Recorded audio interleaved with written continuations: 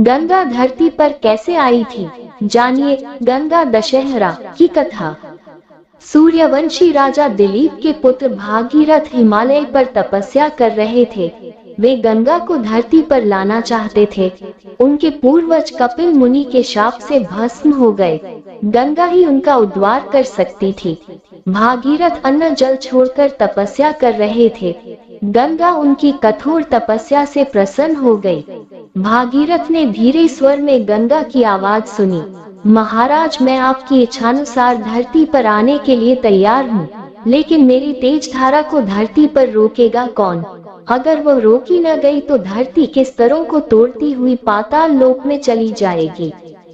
दो भागीरथ ने उपाय पूछा तो गंगा ने कहा, महाराज भागीरथ, मेरी प्रचंड धारा को सिर्फ शिव रोक सकते हैं। यदि वे अपने सिर पर मेरी धारा को रोकने के लिए मान जाए तो मैं पृथ्वी पर आ सकती हूँ।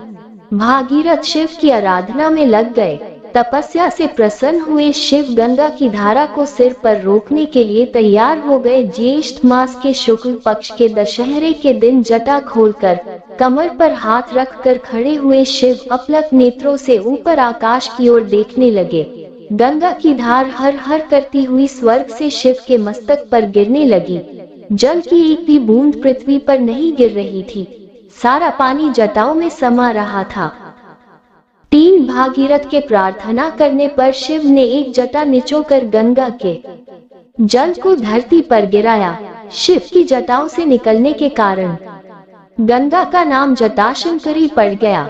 वहां से चलकर भागीरथ आगे आगे चलते गए और गंगा जी पीछे पीछे चलती गई। बीच में एक पहाड़ ऊंचा सा रास्ते में आ जाता है। रास्ते में पहाड़ को देखकर गंगा मैया भागीरथ से बोली कि बेटा, अब मैं आगे कैसे जाऊंगी? बीच में तो पहाड़ आ गया है। भागीरथ हाथ जोड़ते हुए बोले, माँ, इसका कोई उपाय बताएं। उपाय तो बेटा बहुत कठिन है, इसका एक ही रास्ता है, ऐरावत हाथी का आवाहन करो, वही इसको तोड़ सकता। उसी समय भागीरथ ने ऐरावत हाथी का आवाहन किया। ऐरावत हाथी में आकर के पूछा, वक्त क्या बात है, मुझे क्यों बुलाया है? भागीरथ ने कहा, गंगा मैया ऊपर से नीचे आ रही है, रास्ते में पहाड़ आ गया है, इस पहाड़ को आपको तोड़ना है। ऐरावत हाथी ने कहा, हम क्यों तोड़े? अगर गंगा को जरूरत है तो हमसे पहले शादी करे। भागीरथ ने गंगा मैया से कहा, माँ, आपसे ऐरावत पहले शादी करेगा फिर पहाड़ को तोड़ेगा, अन्यथा नहीं। पहाड़ तोड़ने की ऐरावत ने ये शर्त रखी।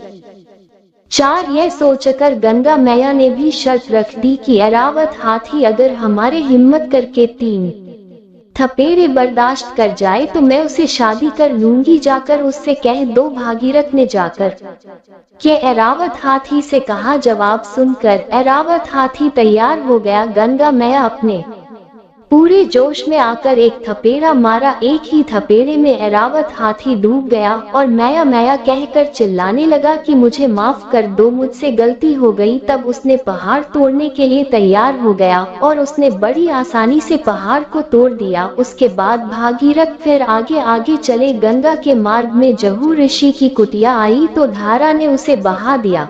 क्रोधित हुए मुनि ने योग शक्ति से धारा को रोक दिया। भागीरथ ने प्रार्थना की तो ऋषि ने गंगा को मुक्त कर दिया।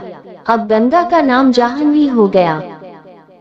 5 कपिल मुनि के आश्रम में पहुंचकर गंगा ने भागीरथ के महाराज सगर आदि पूर्वजों का उद्धार किया। वहां से गंगा बंगाल की खाड़ी में समाविष्ट हुई।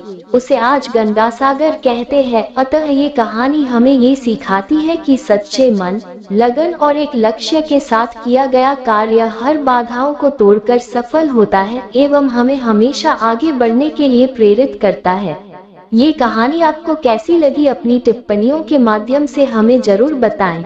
आपकी प्रतिक्रिया एवं सुझाव हमारा उत्साह बढ़ाती है, इसलिए हमें अपने कमेंट्स के माध्यम से ये जरूर बताएं कि हिंदी साहित्य मार्गदर्शन पर छापे गए पोस्ट आपको कैसे लगते हैं।